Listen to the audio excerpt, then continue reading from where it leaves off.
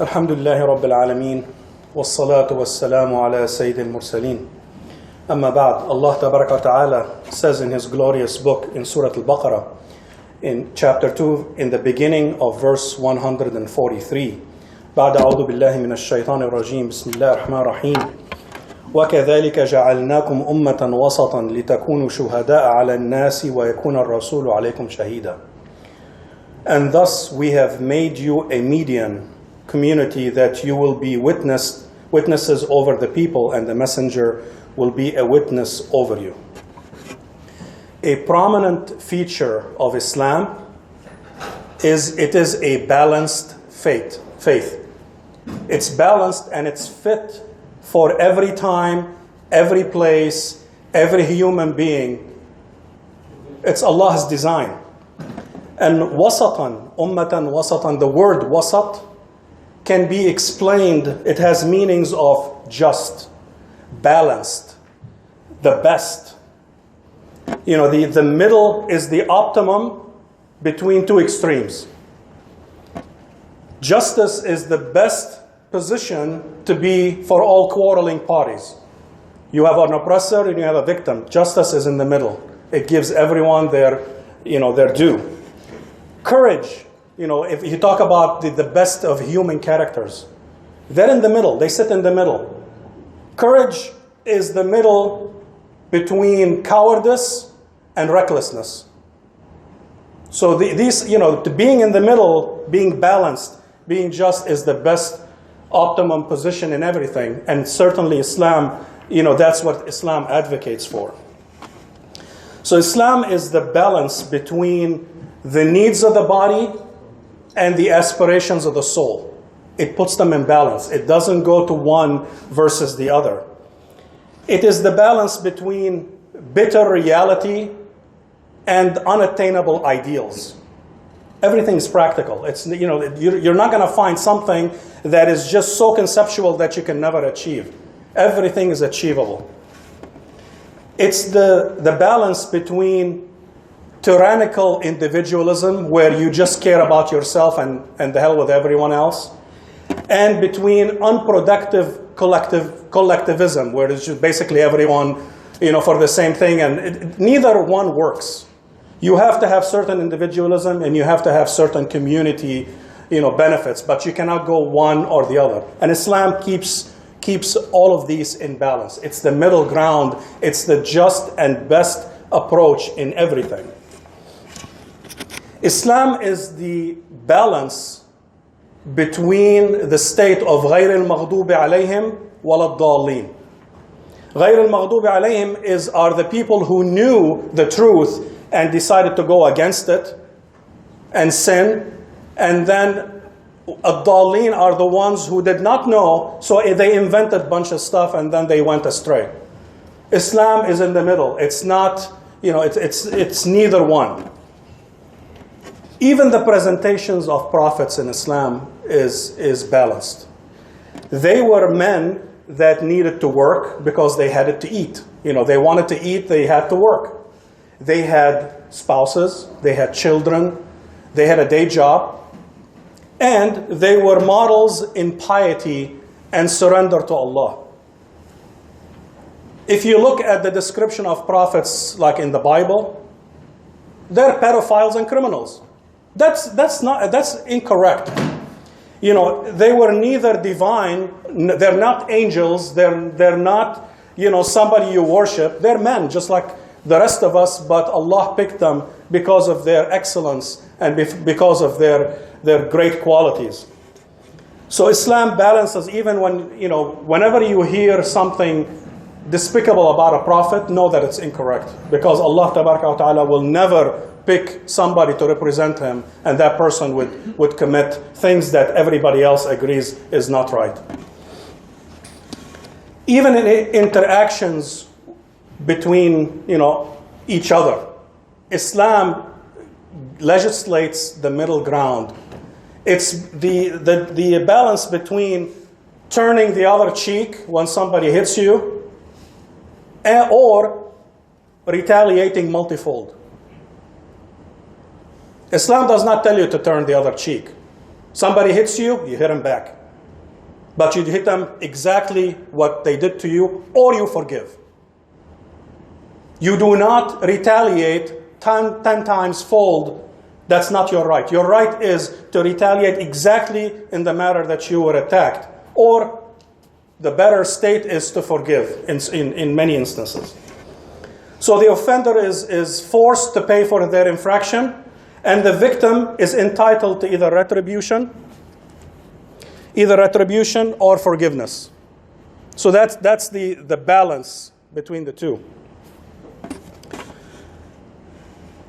Behavior-wise, Islam is practical in its view of this worldly life. So this worldly life is neither 100% materialistic, that you need, that this life is everything. And it's not that, you would just focus on the hereafter and you shun this life. Neither camps are not on the right side.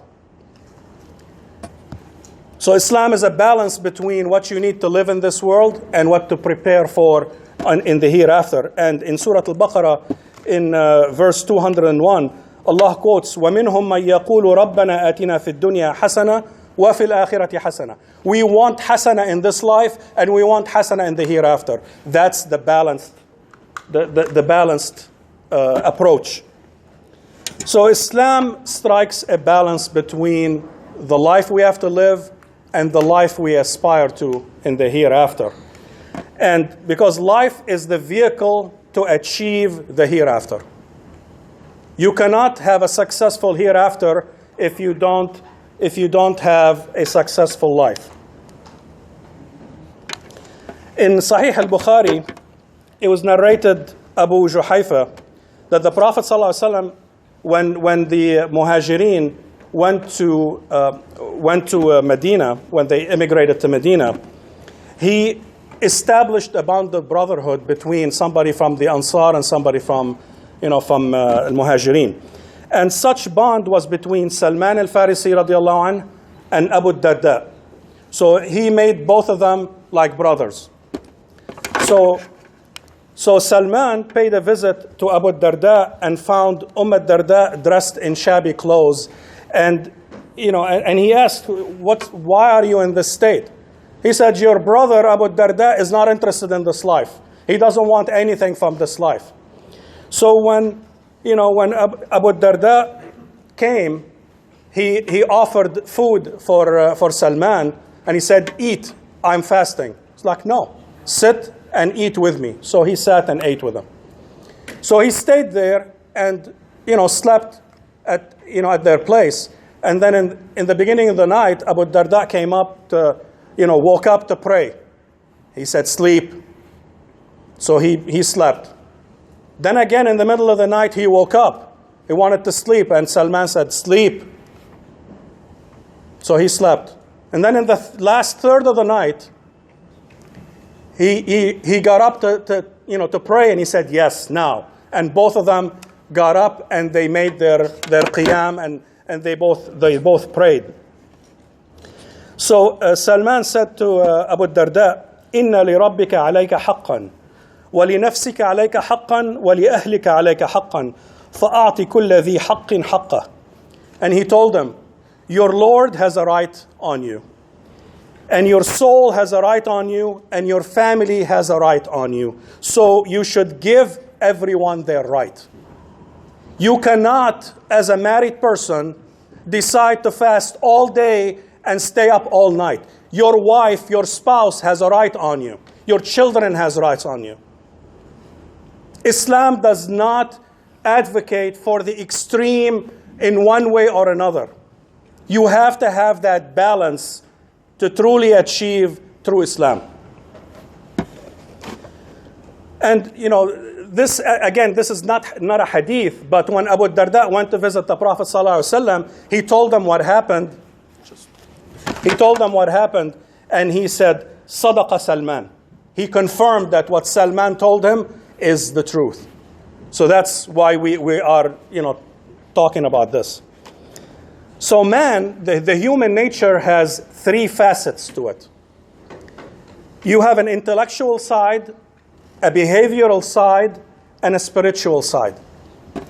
When any one side develops more than the other, that's when extremism happens. If you become more materialistic, don't care about the spiritual side, you become an extremist. When you only focus on the hereafter and you shun everything else that you have to do in this world, you become an extremist. But when all three aspects develop together, that's when you have exceptionalism.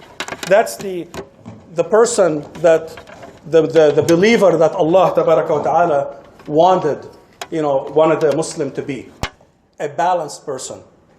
You are successful in this life and you have a great spiritual life.